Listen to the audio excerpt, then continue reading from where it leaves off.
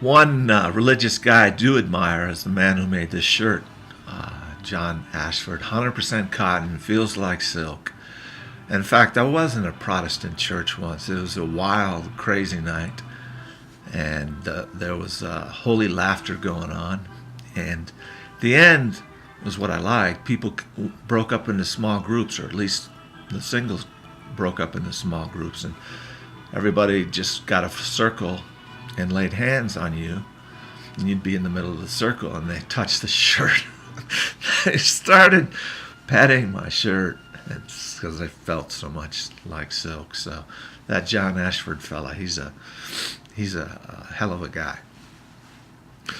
But I was back to the Protestants being dysfunctional, but nothing is dysfunctional as the Catholics have been over the centuries.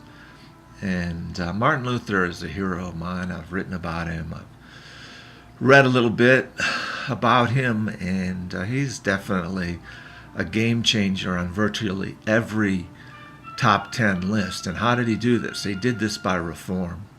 And Protestant literally means protesting. So what I'm trying to do has a long tradition. Now, I'm never going to be a Martin Luther. My nose isn't broken. But I will follow the 105 treaties that he hammered on the door of the church.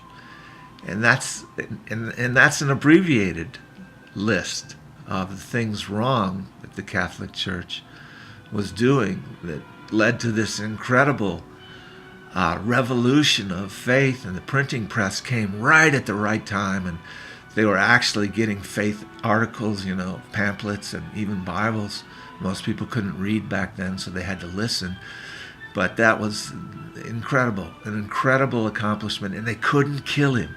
They couldn't kill him because the printing press came out, and the masses would have gone insane. And so, like many of his colleagues, he wasn't burned to death for a heresy. And that's all I think is important, is reform. And the Catholic Church as it exists now is not for me. And there's so many recovering people in that church who have been fucked up, and not just the small, tiny percentage who have been molested. That's awful, awful, awful. But people who just listen to the doctrine that you're going to purgatory, or that's a purgatory sin, well, that's a sin that'll send you to hell. Suicide is a sin that sends you to hell, straight to hell. Do not pass go. Do not collect $300. And that's insane. Someone in so much incredible pain that they take that drastic action is now punished in the afterlife. It's crazy, crazy. Long list that I've studied, and I'll have to put my Martin Luther piece up. But so much power to the priest, from the christening to baptizing, which is the christening, I guess, I don't know, to catechism, and then First Communion, and everything is organized by a priest. You can't get married in a Catholic Church unless you go through this year-long process of bullshit.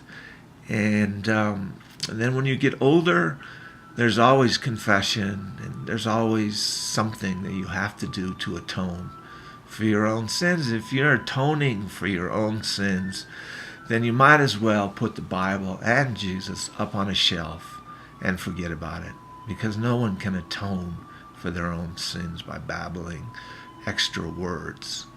The Bible specifically speaks about extra words in a prayer. I haven't memorized a verse, but basically it says it sucks, get straight to the point.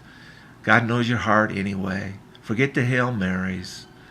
And they even go all the way to death, the priest's power, where they have to give the last rites. It's absolutely insane. Absolutely. Wow.